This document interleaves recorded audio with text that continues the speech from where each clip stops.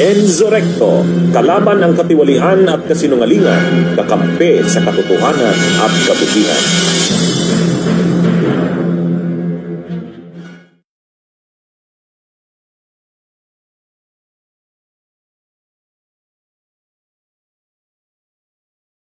Ayan, mga kabunyog mga kababayan, magandang araw po sa inyong lahat. Welcome po sa isa na namang episode ng atin pong gabi-gabing talakayan.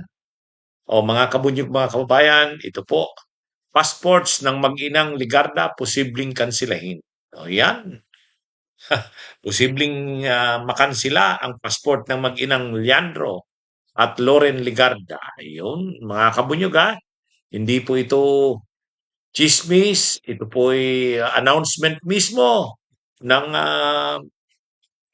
Office of the Ombudsman. Mga kabunyog mga kababayan, ayon sa Office of the Ombudsman kay Assistant Ombudsman Miko Clavano, posibleng makansila ang passport ng mag-inang Loren Ligarda at Leandro Libeste. Yun. Mga kabunyog mga kababayan. Alam naman natin na itong mag-inang ito ay nagbabiyahe ngayon sa Europa at hindi maintindihan kung babalik ba sila sa bansa o hindi.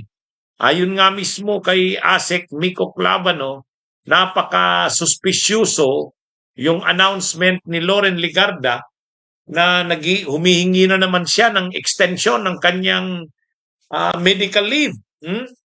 Kasi nakailang extension na yan ng medical leave si Loren Ligarda eh. Ang una yung August 3 to 5, tapos August 12 to 14, tapos ngayon naman hanggang pong August 19. So sa tingin ng ayon kay ASEC Miko Clavano, sabi niya napaka-suspiciouso nito. Hindi na tama. Hindi na ito medyo nakakaduda na ito. Bakit laging nag-e-extend ng medical leave itong si Loren Ligarda? Ito kasing si Leandro Libeste, talagang humingi ito ng leave ng biyahe sa 12 bansa sa Europa. So itong si Leandro Libeste, talagang sa simula't simula pa, ang paalam talaga nito sa House of Representatives ay mahabang pagbiyahe. 12 countries sa Europe, sa Schengen visa. Pero itong si Loren Ligarda, hindi malaman kung ano bang plano nito. Kaya lang lumalabas nakailan na bang extension ito ng medical leave. Ang una yung August 3 to 5, tapos August 12 to 14, tapos ngayon naman hanggang August 19. Kaya sabi ng mga kabunyog, sabi nga ng ombudsman, suspiciouso ng masyado ito. Hindi nakapanipaniwala itong ginagawa ng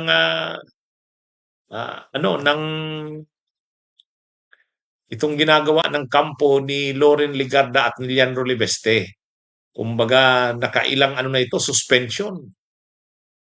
Kaya posible na nga na kansilahin ang passport ng mag-inang Loren at Leandro. Yan po mismo ay ayon sa ombudsman. Sa office ng ombudsman, sabi ng Office of the Ombudsman, hindi na hindi na normal itong mga nangyayaring ito, mga kabunyog mga kababayan. Medyo nakakaiba na ito na kumbaga, mga kabunyog, yung yung itong passport ng mag-ina na si Leandro at si Loren ay posible na itong makansila. Kasi na yan hindi na yan naaayon sa normal na takbo ng mga biyahe nila. Unang-una, nakailang extension na ba yan si Loren Ligarda? Pangalawa, si Leandro Libeste, na rin, masyadong mahaba na yung stay sa Europe.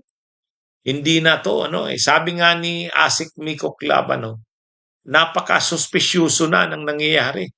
Hindi na normal, mga kabunyog, mga kababayan. Kaya, medyo ibang klase. Kaya sabi ni Asik Miko Clavano, dapat na itong pag-aralan ng Office of the Ombudsman kasi hindi na nga kapanipaniwala. Masyado ng obvious, kaduda-duda, suspiciouso na. Bakit ganon ang ginagawa nito ni Leandro Libeste at ni Loren Ligarda? Mga kabunyog, mga kabayan. Medyo sa nangyayari ngayon, ang paalam ni Loren Ligarda ay medical leave, pero nakailang extensions na yan. At ito namang si Leandro Libeste, nagpaalam ito sa Kamara, biyahe sa 12 na bansa. Pero ang nangyayari, masyado nang mahaba ang kanilang stay sa Europe. Nagsimula sila August 2. Anong pitsa na ba ngayon? August 18, August 19. Masyado nang lampas sa kanilang ipinaalam na authority to travel. Mga kabunyog, mga kababayan. Kaya ito na, medyo marami na ang nagre-react dito na itong sa tingin nila hindi na babalik yan sa bansa. Itong mag-inang Leandro Libeste at Loren Ligarda. Pero marami pa rin ang naniniwala na mukhang naghahanda lang ang mag-inang Leandro at Loren ng kanilang depensa, mga kabunyog, mga kabayan. Wala tayong camera eh. Sandali, tingnan natin anong nangyari sa camera natin. Ito. Ayan, mga kabunyog, mga kabayan. Anyway, yan po ang natin, brownout kasi dito. Brownout kasi dito sa lugar namin. Kaya, wala, hindi nyo kami nakikita. Nagre-react kasi yung mga viewers natin. Why is it dark, attorney? Your camera is off. Hindi, ito, mga kabunyog, mga kababayan. Talagang wala tayong camera ngayon. Ang hirap ng natin, mga kabunyog. Ayan. Anyway, abangan natin ang mga susunod na mangyayari dito sa isyung ito. Mga kabunyog, mga kabayan, kung ano nga bang nangyayari dito kay Leandro Libeste. Ayan, mayroon na tayong camera. Siguro naman okay na yung camera natin, Ayan, okay na. Kabalik yung camera natin, mga kabunyog. So, sa mga nagtatanong, ano bang nangyayari? Ayan na. Post na yung unang request ni Loren Ligarda ng biyahe niya. Humingi siya ng extension eh. Humingi siya ng extension, mga kabunyog, mga kababayan. At sa extension niyang ito, hinihingi niya na bigyan siya ng hanggang August 19. Pero August 19, yan, bukas na yan. Pero ang nangyayari, ang hinihinging extension ng biyahe ni Loren Ligarda, yung medical leave niya, lampas na. Kaya sabi ng pinag-iisipan ng kansilahin ng passport. Yung passport na mag-inang Ligarda, posible ng kansilahin. Yan, matindi yan kapag kinansila yan. Mga kabunyog, mga kabayan. Okay, magandang araw sa inyong lahat. Mabuhay po tayo.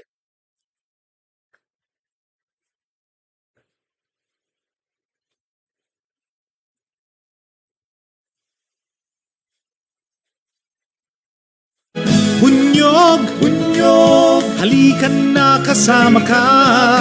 Bunyog, kapag buklod ay may pag-asa. Luzon, Visayas, Mindanao, isa ang pananaw. Sa bagong Pilipinas ang bunyog isisigaw.